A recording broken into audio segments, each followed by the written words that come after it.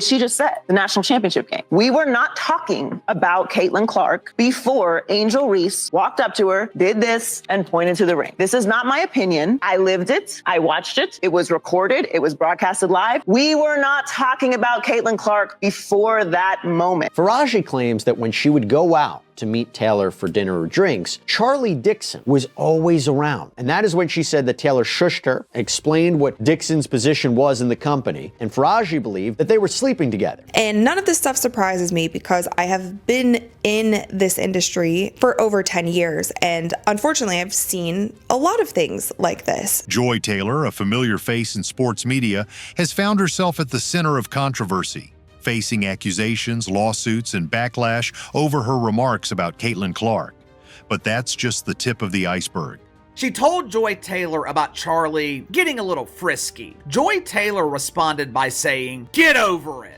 Mrs. Faraji also insinuated that Joy Taylor used her feminine powers to advance her career in the company. Faraji claims that she had attended a birthday party for Taylor. When she goes to this birthday party, she says that Dixon was there. Mr. Dixon approached her and then placed his arm on Miss Faraji's lower back. But as she knew Miss Taylor was sleeping with Mr. Dixon, she turned to her. Miss Taylor responded to get over it and explained that she herself only had her job because of Mr. Dixon. We'll uncover how Joy Taylor's claims about Caitlin Clark's popularity being tied to Angel Reese couldn't be further from the truth.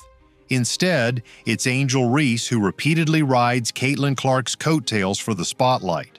Have you ever noticed we never hear about the sexualization of Caitlin Clark? Why don't we see Caitlin Clark being sexualized? Because Caitlin Clark doesn't allow it. We'll also explore the troubling allegations surrounding Taylor's rise in the industry, with claims of leveraging sex appeal rather than skill to secure her place. This is the story of a media figure accused of manipulating narratives and crossing ethical lines. Faraji claims that Taylor continued to use her sexuality to advance at the Fox company. And she did that by allegedly sleeping with Emmanuel Acho, a former football player turned commentator. Get ready for a roller coaster of facts, controversies, and truths that you need to hear. Because in the battle for credibility and influence, not all players deserve a seat at the table. Stay tuned. It's about to get real. In episode 1 of her podcast, for the actual logo and the image that went along with the podcast, there's Caitlin Clark on it. Caitlin Clark's in the headline because of the clicks. And here is Angel Reese getting clicks again. But Angel Reese should be thanking her lucky stars that Caitlin Clark came along, because she's making Angel Reese a lot of money and she's getting Angel Reese attention.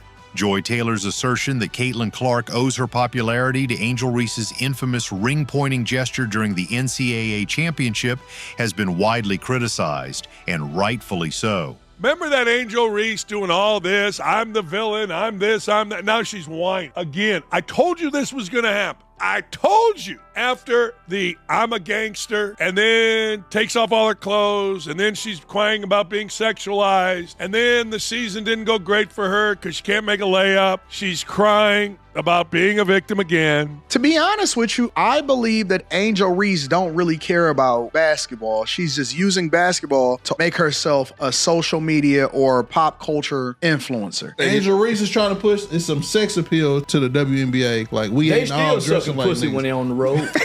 Angel Reese is riding Caitlin Clark's coattails.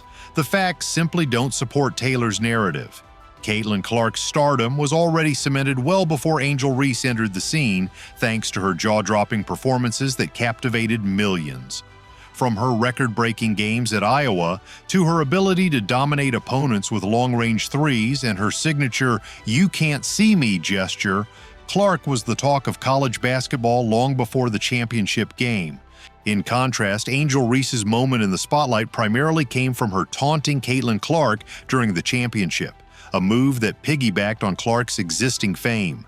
Miss Taylor asked Miss Faraji to meet her for lunch in Beverly Hills. She found Miss Taylor with a man, Emmanuel Acho. Miss Faraji didn't know Mr. Acho, but could tell that the two were romantically involved. Miss Taylor confirmed and explained that she wanted Mr. Acho to eventually recommend her on the show Speak for Yourself. Miss Faraji became alarmed and warned Miss Taylor that she should probably not sleep with Mr. Dixon and Mr. Acho at the same time. Miss Taylor told her not to worry about it. Reese's actions generated headlines, but they wouldn't have had the same impact without Clark being the centerpiece of the story. Even Google Trends showed Caitlin Clark's popularity peaking during her epic battles against South Carolina and Louisville, long before Reese's ring-pointing antics. Taylor's comments don't just misrepresent the timeline, they attempt to diminish Clark's accomplishments while artificially elevating Reese's. But every time you see something relative to Angel Reese, what's it about? It's about her. It's not about her team, it's about her. One makes it about her, the other makes it about us. What's more troubling is how Reese continues to use Clark's name to stay relevant, frequently referencing her in interviews and on social media. This pattern makes it clear. Reese thrives on the comparisons, while Clark remains the true trailblazer who elevated women's basketball to new heights. Everything that Angel Reese does would lead you to believe that she is less interested in what you do on the basketball court and more interested in making sure that she build up a following and try to sexualize herself. What Caitlin Clark does is kind of simple, really. She shows up at games, she signs autographs, she talks to little girls wearing jerseys, she smiles to the crowd, and then here's the most important thing. She competes like a maniac. I mean like a maniac. Taylor's remarks are not just inaccurate, they reveal a larger issue of bias and sensationalism in sports commentary. But as we'll see next, her credibility to even comment on such matters is under serious scrutiny due to allegations about how she attained her position in sports media.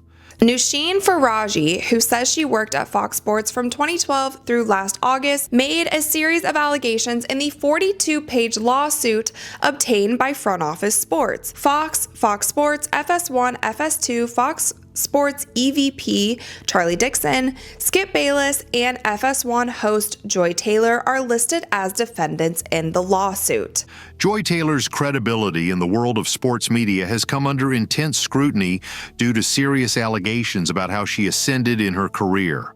According to multiple reports and testimonies, Taylor has been accused of using her sex appeal rather than merit to secure high-profile roles in the industry. These claims gained traction with the emergence of a lawsuit that alleges Taylor engaged in inappropriate relationships to advance her career. The lawsuit says Ms. Faraji brings forth this action because for over a decade at Fox, she was forced to endure a misogynistic, racist, ableist workplace where executives and talent were allowed to physically and verbally abuse workers with impunity. When Ms. Faraji and others came forward to report the wrongdoing, instead of addressing their concerns, Fox retaliated against them while the perpetrators and those who protected them were inexplicably promoted. This case thus represents yet another in a long line of cases chronicling the toxic culture at Fox, marked by bad faith promises and repeated failures to address a poisonous and entrenched patriarchy. As detailed in the lawsuit, Taylor's alleged connections with influential executives at FS1 have raised questions about the legitimacy of her professional success. Former colleagues and insiders have pointed out that Taylor's rise from a Miami radio host to a prominent role on shows like Undisputed seemed less about her expertise in sports and more about her ability to exploit personal relationships. The lawsuit further alleges that Taylor openly boasted about her influence over certain executives, even threatening to accuse them of harassment if they didn't comply with her demands. Former Fox Sports hairstylist alleges in a lawsuit that a network executive used his position to sexually harass women, as well as that Skip Bayless touched her inappropriately and propositioned her for sex. Joy Taylor allegedly mispronounced the English pronunciation of Mrs. Faraji's name. This behavior aligns with a troubling trend in sports media, where unqualified individuals are promoted based on their appearance or personal connections rather than their skill set. Taylor's detractors argue that her lack of substantial knowledge or experience in sports further disqualifies her from commenting on complex topics, such as Caitlin Clark's impact on basketball. Taylor's reliance on controversial takes and provocative comments has often been seen as a strategy to overshadow her questionable career trajectory. But as these allegations come to light, they cast a long shadow over her credibility as a sports commentator. If these claims hold any truth, it's clear that Taylor's opinions are rooted in opportunism rather than informed analysis, further undermining her attempts to diminish Caitlin Clark's legacy. Faraji claims that when she would go out to meet Taylor for dinner or drinks, Charlie Dixon was always around. And that is when she said that Taylor shushed her, explained what Dixon's position was in the company, and Faraji believed that they were sleeping together. And none of this stuff surprises me because I have been in this industry for over 10 years, and unfortunately I've seen a lot of things like this. Miss Taylor asked Miss Faraji to meet her for lunch in Beverly Hills. She found Miss Taylor with a man, Emmanuel Acho. Miss Faraji didn't know Mr. Acho, but could tell that the two were romantically involved. Miss Taylor confirmed and explained that she wanted Mr. Acho to eventually recommend her on the show Speak for Yourself. Miss Faraji became alarmed and warned Miss Taylor that she should probably not sleep with Mr. Dixon and Mr. Acho at the same time. Miss Taylor told her not to worry about it. Joy Taylor's career has often been shrouded in allegations that her success is tied more to her appearance and personal relationships than her abilities. Critics argue that Taylor has leaned heavily into her sex appeal to remain relevant in a highly competitive industry, a claim bolstered by her consistent presence in controversies that have nothing to do with sports expertise. There is no race. And guess what? Those aren't fans. The people that are doing that, if they're doing that, they're just idiots. And if you're going to be popular, if you're going to be in the public eye, you're going to have a lot of idiots. The ongoing lawsuit against Taylor is particularly damning. It paints a picture of a professional environment where Taylor allegedly used her physical appearance and personal connections to gain an advantage. Testimonies and insider accounts suggest she played a central role in fostering an inappropriate culture at FS1, with claims that she actively pursued relationships with executives to secure prime roles. Allegations that she even threatened to weaponize harassment claims against those who didn't comply further tarnish her image and credibility. Problem is you have all of these players, Angel Reese, for example. You have Alyssa Thomas fueling the ideas of racial abuse by fans, but there's no real evidence of it. Brittany Griner speaking out against it. It's, the fans are calling us this, they're shouting these things. Did anybody hear any of these racial slurs happening or these racist actions by fans? The evidence wasn't there, so how are you going to talk about it if there's no evidence, right? Moreover, Taylor's comments on sports figures like Caitlin Clark reveal a pattern of opportunism. By making provocative statements such as claiming Clark's popularity stems from Angel Reese's taunts, Taylor appears to seek attention rather than provide insightful analysis. This mirrors her broader strategy, leveraging controversy rather than substance to maintain her presence in the media spotlight. Even Taylor's commentary on other athletes often carries undertones of sensationalism and personal bias, which erodes her authority as a credible sports analyst. Her attempts to insert herself into high-profile narratives, such as the Clark-Reese rivalry, only amplify the perception that she relies on drama rather than delivering thoughtful commentary. Ultimately, Taylor's pattern of leveraging her sex appeal and courting controversy disqualifies her from passing meaningful judgment on accomplished athletes like Caitlin Clark. Her history undermines the weight of her opinions, reducing them to noise in the broader discourse of women's sports. As Taylor's credibility continues to crumble, it becomes increasingly evident that her voice lacks the integrity and respect necessary for constructive contributions to the sports world. Don't post anything what you feel about Caitlin Clark fans or new fans with racial slurs and racism and elections and this. Just then stop with that if you don't want it ever to be a part of that. But the moment you go down that road, you are opening yourself up to criticism from different people. And you must be okay with that. If you're not okay with it, then delete your social media profile. That idiot Angel Reese is trying so hard to latch on to Caitlin Clark by being the heel and then crying about it. You all did this. You all called her a white bitch constantly. You all did this. Joy Taylor's remarks about Caitlin Clark and the ongoing controversy surrounding her career paint a troubling picture of opportunism, bias, and sensationalism in sports media. While Taylor attempts to diminish Clark's achievements by attributing her fame to Angel Reese, the reality is that Clark's talent, record-breaking performances, and ability to captivate audiences speak for themselves. Angel Reese's fleeting moments of fame, often tied to Clark's name, only further highlight Clark's undeniable influence on women's basketball. Caitlin Clark has taken so much crap from so many types of players this season, pretty much from every team she's faced. Players realize that if they attack Caitlin Clark, their names are too going to be in the headlines.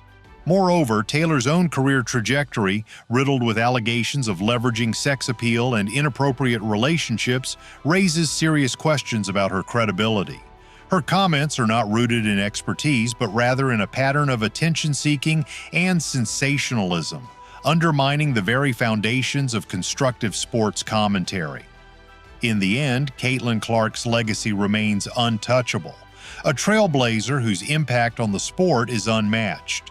Joy Taylor's attempts to rewrite the narrative only serve as a distraction, further diminishing her own reputation in the process.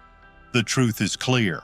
Clark's greatness needs no validation from biased commentators, and Taylor's words carry no weight in the face of undeniable talent and achievement. As always, thank you for tuning in. Let us know your thoughts in the comments below, and don't forget to like, subscribe, and share this video.